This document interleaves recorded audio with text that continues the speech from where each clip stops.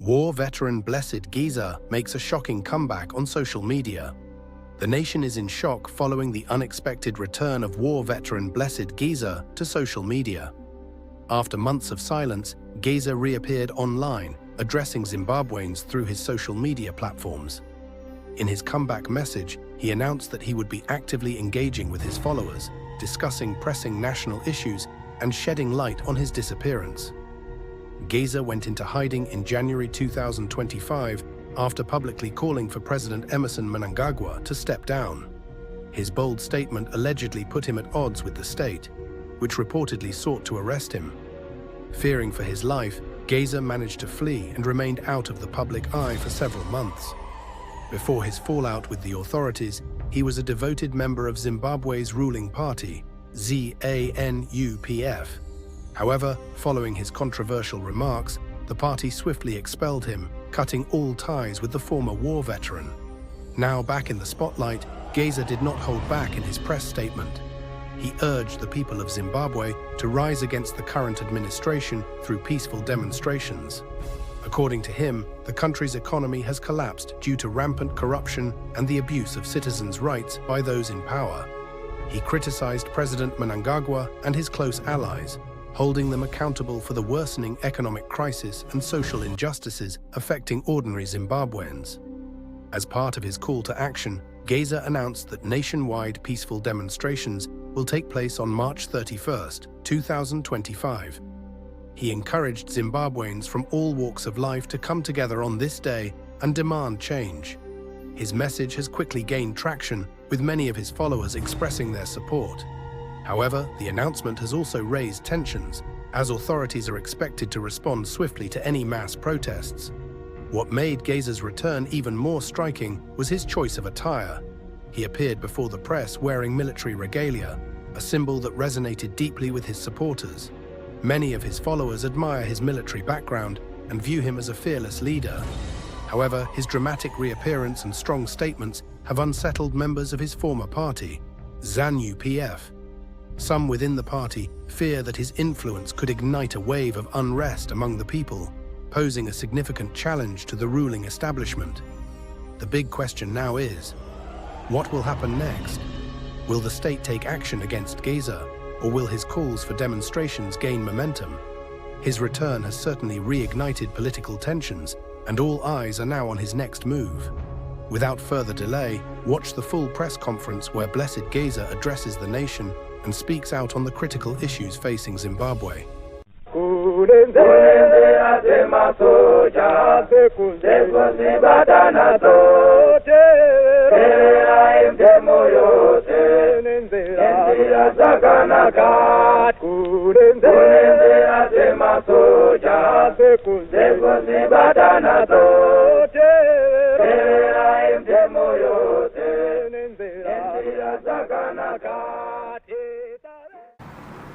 Muri Zimbabwe, ndini wenyu comrade Blessed Giza Bombshell. Ndiri mpenyu linjani muri Kaboto. Ndiri very safe and in bounds in good health. Mnangagwa knows where I am. Kungoti zvake gwara anotya kundi approach but pandiri chaipo panopaziva. Ini ndiri mukati mevanhu, ndiri kuprotectwa nevanhu. Nodawo kuti toita zviro zvevanhu. Family yangu yakanetswa. It was harassed. My wife was harassed, right? But semukadzi wemusoja. Well, fellow Zimbabweans, despite war veterans and other citizens raising alarm on the deplorable state of our politics and the economy characterized by corruption, we have realized that Mnangagwa and his ever-sensitive Ganandas are unrelenting and unapologetic. They continue to plunder the country while the majority of Zimbabweans wallow in absolute poverty. Last month, Comrade Jelas Mawarire Save was on television exposing a plot to loot people's money at POSB. But just last week, the Mtapa Investment Fund Board met and Mnangagwa ordered his disastrous girlfriend, Werake, Virginia Mabiza. We have all the information, minutes and signed documents on all what is happening in the POSB saga. We will not be silenced while the country is being pillaged. We are worried also by the arrest of journalist Blessed Mhlanga. We see this as an attempt to silence democratic voices. Understand Mhlanga was denied bail by Justice Mandaza yesterday. We order the unconditional and immediate release of Mhlanga. Arresting of journalists doing their work violates their values of the liberation struggle. Toda kutaurira the judiciary. Judiciary. We are warning you. We have been watching you. This has been going on for a long time.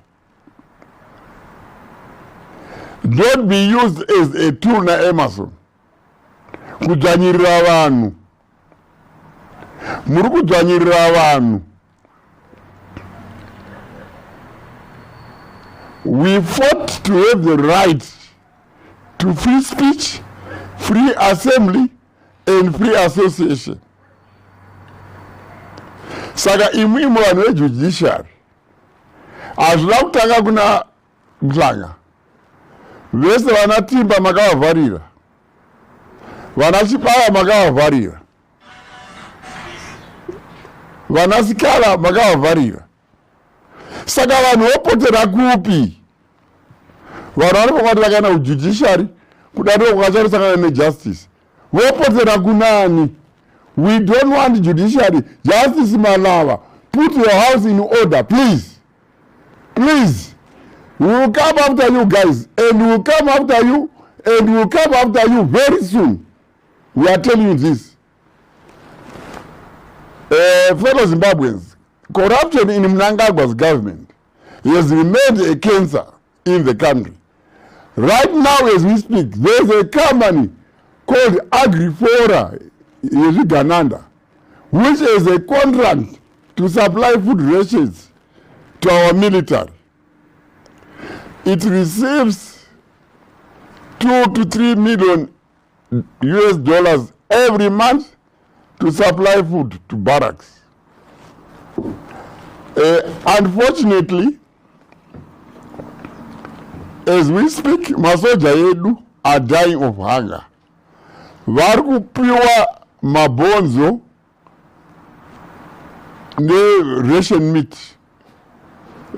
Ration meat economy kana kuti manufacturing iya inogadzirisa pet food. Hakuna nyama iri kupiwa iri nani. They don't have meat. Yet the country is forking out money every month. The government is paying $50 per kg for this low-grade meat. What a shame. The company is funded by Chief Secretary Rushwaya and Willard Manungo's sons. We know what is happening. Mnangagwa has continued to deploy his Ganandas to loot this country dry. We fought for economic emancipation and equitable distribution of resources. But to the contrary, Mnangagwa is not stopping at anything to take away everything from the country. He is privatizing companies under controversial means. Many government mines and companies have been taken over by kuda kwacho Tagwire and his cronies, e.g. CBZ, ZB, First Mutual, Fidelity Printers, etc. Now Zimasco, POSB and Rainbow Tourism Group have become prime targets. Tagwire, Mpana, we are warning you. Iwe and your cronies, Mpana. We are warning you. We didn't go to Ondo. We didn't go to Ondo. Could you move later? Monopoly, Yopama contracts, a corruption, through corruption. We are going to deal with you decisively and thoroughly. Mark my words. We are going to deal with you. Because by the time Nagawa leaves power, Zimbabwe will be a shell. And this is totally unacceptable. We can't accept that.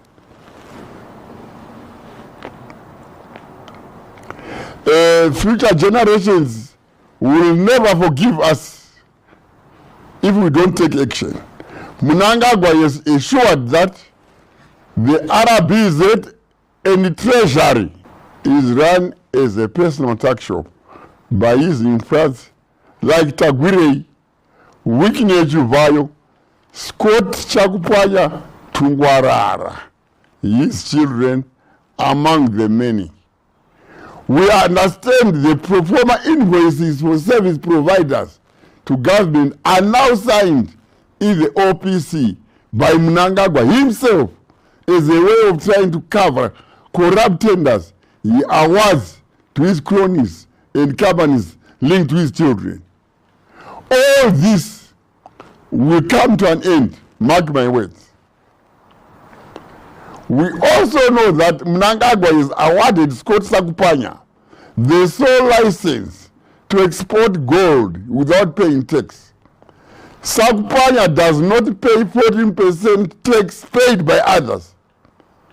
Because of this, he is now charging other companies 7% to export their gold. We know that you and Scott share the proceeds of the dirty deal. This deprives government a lot of gold revenue. After denying the country huge sums in gold tax, you set Zimbra on hapless companies and vendors, choking them to death.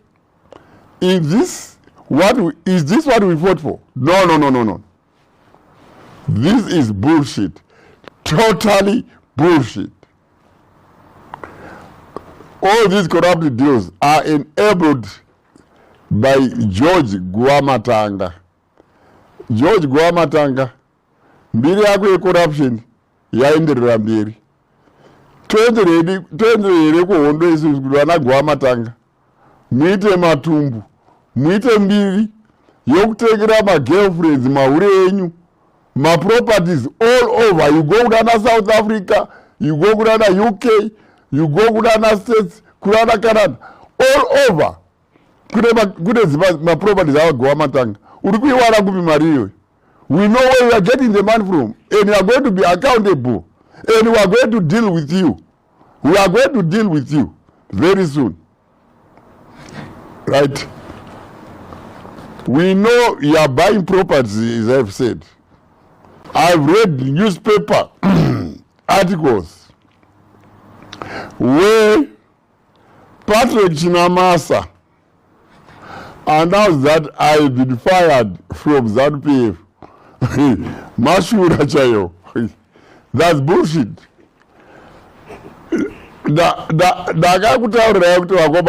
ZANU-PF.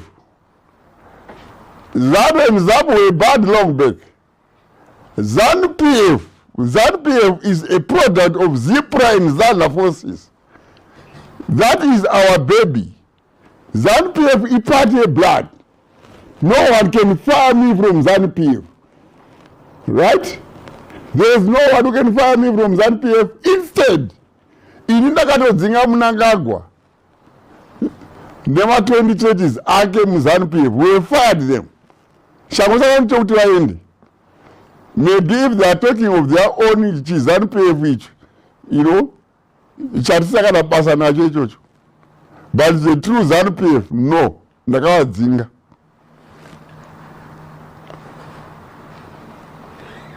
You cannot fire me from an organization that I don't belong to. That is why I ordered Mnangagwa to leave. Fellow Zimbabweans, the situation in our country has become increasingly depressing. Collective and decisive action for the betterment of everyone. We cannot continue to live under an economic bondage when we have the power to act and be in control of our destiny. Our grandchildren will never forgive us if we don't condemn these charlatans who are pillaging our resources, stealing from the present and future generation.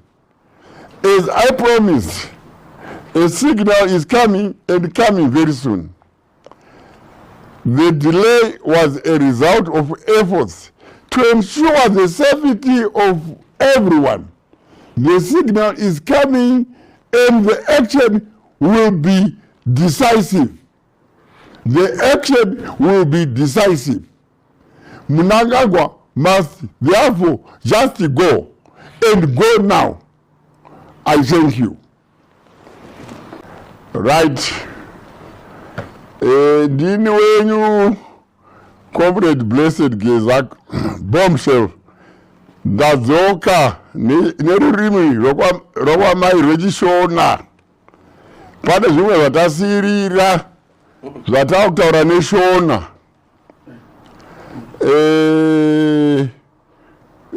Kune vamwe vedu vasinganzwi chirungu tati titaure nerurimi rwakwamai.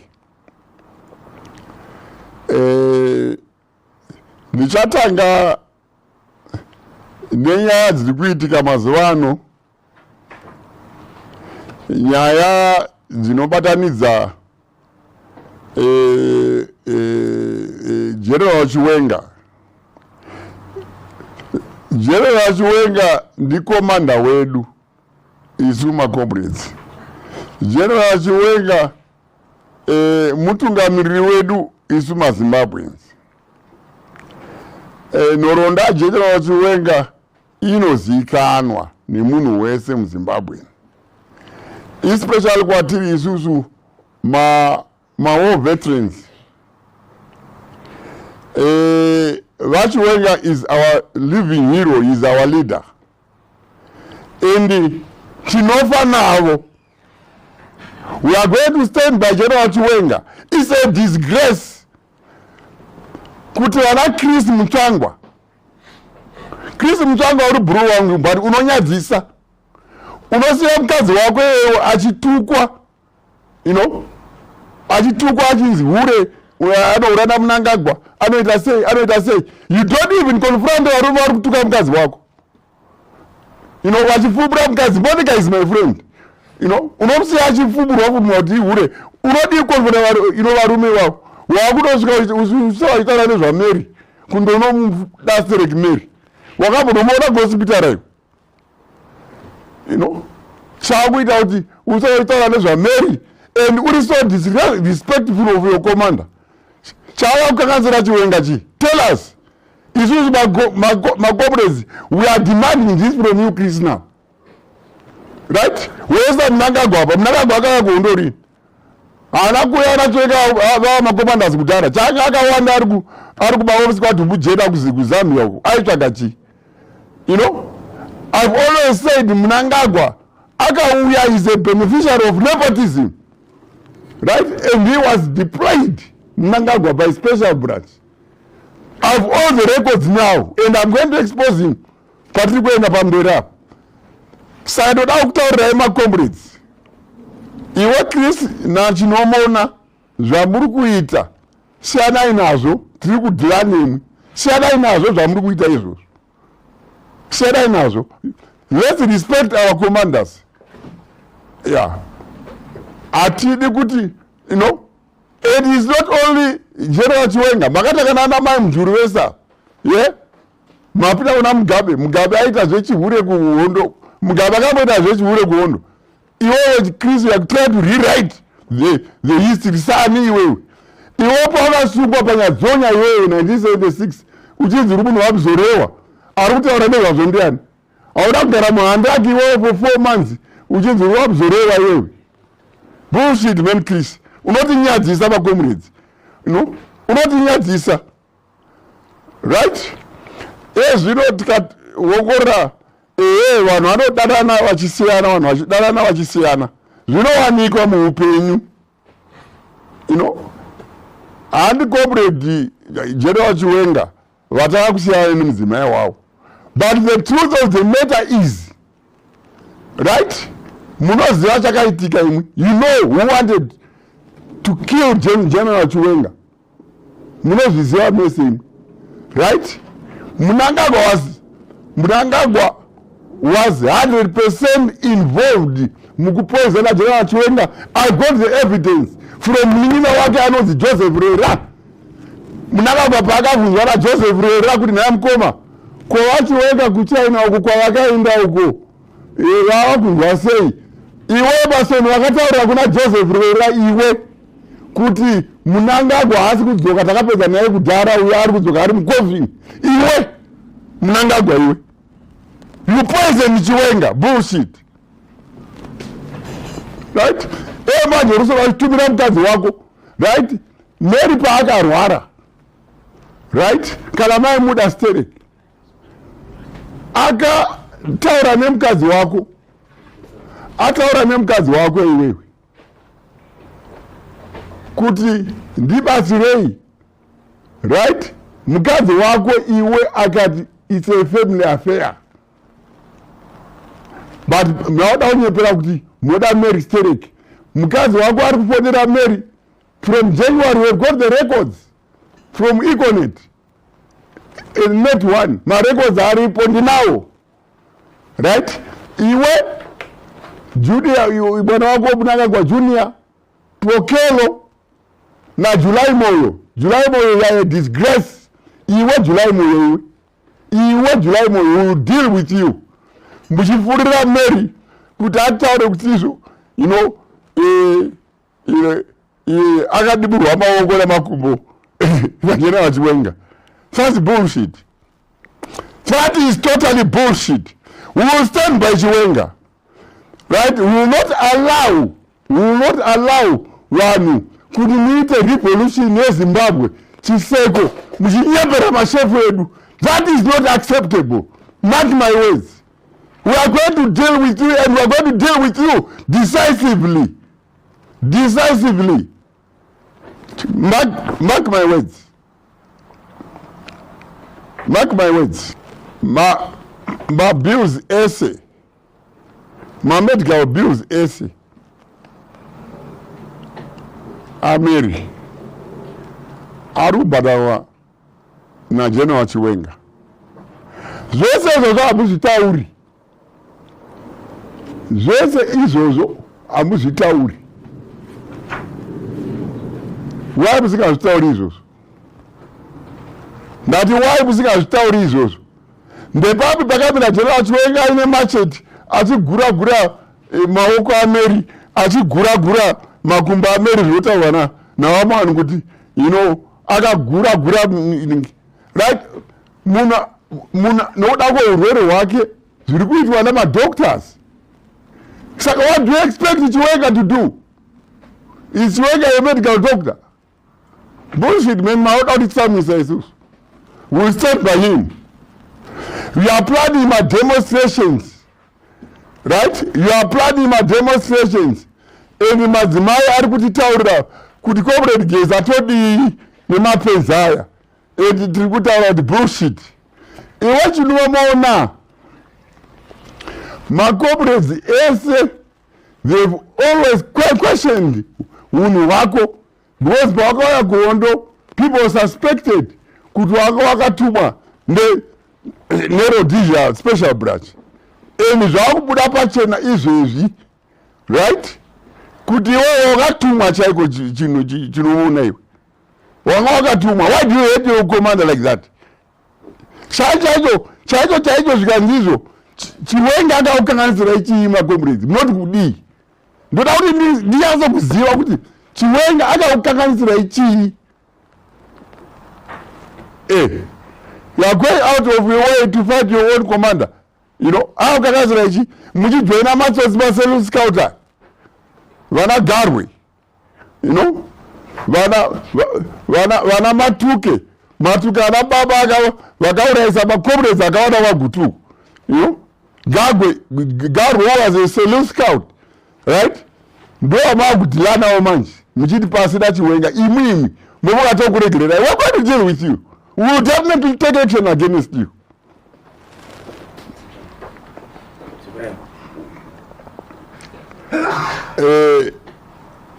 Mutsvangwa. Siyana neunhu hwako. Nakarana naTemba Mliswa. Vari kuti mukadzi wako anohura naMnangagwa. Protecta mukadzi wako uyu. Siyana neunhu protecta vanamiri. Wako uyo ari kutaurirwa zvisingaite uyo. Indaunonwa navarume vacho. Kutaura kuti mukadzi wangu inanzi hure. Mumuromo wako wewe moda kuiswa napkin kana pamba munobuda zvinonhuhwa unyarere. Oti munhu wakaenda kuchikoro utaura zvinhu zvemanga makakudaro. Right. Gwetu muti Mnangagwa. Iwewe you were deployed by the Rhodesian Special Branch kuuya kuhondo. Now we have the evidence. You were trained by Standard. Right? Iwe. Saka when you came kuhondo, you came on a mission. Tawane tangible evidence yokuti wakaparticipate padhesi yachitepo iwe. Ukaparticipate padhesi yatokogara iwe and many others. And you have killed all the generals. Vatakayiga manje. Right? Unhu hwako ihwohwo hunoratidza wega kuti hazvina basa kuti comrade akuitira chii. Mavengero aunoita mawo veterans, mavengero aunoita ZANU-PF yacho aitinetsa kusvika tazowana evidence yekuti iwe, right, you are spy. And nyaya yekuti iwe chai Emerson, right, you have a hand nyaya yokupozenwa kwa General Chiwenga. But haunyari ungapoezana munhu wopoezana munhu akakubetsera iwewe. You know, iwe wapoezenwa Mugabe watiza iwe Mugabe akati kuna Chiwenga ine am comfortable kuti ndikusire wewe nyika. Chiwenga akaramba. Nasi ndiye munhu wakuita so. Wewe unoshuwa wewe. Iko kuondo kwacho chawakaanza kuita kuondo wewe chiwe. Besides kudeploywa, iwe wakadeploywa muofisi ya Mugabe wewe ne special branch. Saka, we are going to deal with you. Definitely we are going to deal with you. Right? Saka povo Zimbabwe. Nyaya yeSignal. Yava padhuze. Vamwe vatauri vari kutaura. But Signal takuiudza kwamuri zvine ungwaru. Zvokuti vavenga havapotozivi kuti Signal yava mamuri. Saka muchakada zvatiri kuita mazuva ari kuteera umu. Signal yava padhuze. We know kuti Mnangagwa ari kuda kudeclare the state of emergency. Ari kutamba. Haanyatsa kutiziva muche zvatinoita isusu kana tana zvatafika kuti tavakuda kuita. You know? Taedza zvedu vana Mutsvangwa vachiti what South Africa is a region. That is bullshit. Patakadhilana ana Mugabe, South Africa yanga isipo. Ma issues emu Zimbabwe tinodhilana nawo isu semaZimbabweans. Isu semaZimbabweans tichadhilana ma issues edu. Right? And takabatana sekupromisana kwatakaita. Right? Tataura neose ma-political players. Vanachamisa, vanachibaya, vanasikana, vanabiti. Vanakomichi, vanamhozura. Hapana munhu atakasiya. Vanabvarume vese ava takataura tikaurirana way forward. And way forward. And vanhu vese ava for information. Hakuna munhu asingafariri General Chiwenga. And we are surprised kuti zvima corporates, we are now beginning to wonder kuti pavakaya kuhondo weijoininga kuti manga makatumwa. Because haukavengi chef wako maendero amunoita. Saka signal iri kuuya and iri kuuya very soon.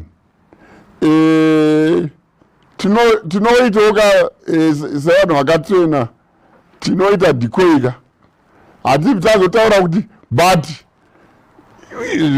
zviri kusvika kwamuri manje muri weZimbabwe 31 March ndi comrade Bombshell ava vari kutaura comrade Geza tikukubirisai kuti munhu wose kubva kuPlumtree. In fact, haizi demonstration, tinoiti izvo uprising. Munhu wese ngaapinde mustreet. Right? Tirikuda kuti Mnangagwa, Emerson Mnangagwa, Spy Mnangagwa ainde nezvigananda zvake 31 March. Kune avo vari kwanisa kubatsira nematransport, mabhazi, magonyeti, makombi. Please batsirai, ndimwi maona nhamo nokusechwa mumarodhi umu. Toda kuti muite mabusiness enyu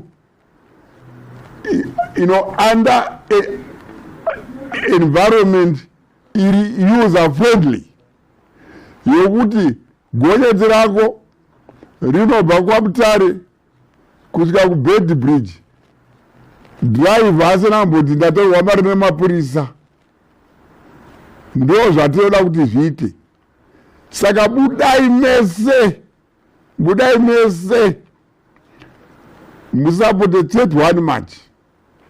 Toda kuti vanhu vaende. Right? Kuma law enforcement agencies. Shatiro kukumira Mutamba. Mpana yeMutamba iwe. Wakanditumira vafana vekuhomeside nema AK 4 masquad kuti vandiuraye ini. Mhosva yangu ndei. Mhosva yekuti ndinoda kutaura kuti iwewe nemapurisa ako mugare zvakanaka. Ndio monditsvagira nema AK imwe Mutamba. Kwana wazviwa. Kwana. Ndati Mutamba kwana. Saka apa ndiri kutaura kuti hatidi kunzwa kuti pane demonstrator arohwa, pana demonstrator akuvara. Because let me warn you guys, it's a wave, it is unstoppable. Saka kana musikaoni zvinhu on the ground, yeti mune chance yokupuwa intelligence nevakomana venyu vepeace kupusa kwenyu. Jere richakupinzai hamuri bude ana Mutamba. Mark my words. Uchishandiswa naye pasoni wako iye. Ndati mark my words. Rekedzai vanhu vademonstrate because zviripo muconstitution medu. Tiri kuitira izvi kuti mapurisa edu, masoja edu, povo edu, mavendors edu, munhu wose wemuZimbabwe vave nemararamiro akanaka. Saka ndiri kukumbira Mutamba, especially iwe Mutamba unomboita dzungu. Usaita dzungu Mutamba wanza. Uchiita unonzi musobhadhi, unonzi chidoro chiya chinomuwada vanhu vanodhakwa. Usamwa doro Mutamba iwe. Toda kuti izvo uone kuti povo iri kushupika. Kana muri vanhu vakatongwara vana Mutamba nema-CIO, advisayi vamunangagwa kuti shefu tizai nokasika because povo ine hasha. Isu vana bombshell hatizokwanisi kumubatsira kana povo yakuda kuita zvainoita kwaari. Saka advisai Mnangagwa, right, kuti ngaabude munyika, ngaasarende pawanokasika ndapedza. Zakananga msangano badara izamnotenga nenzira zakanaka moto sere zeno zose samunenge matora badara izamnotenga nenzira zakanaka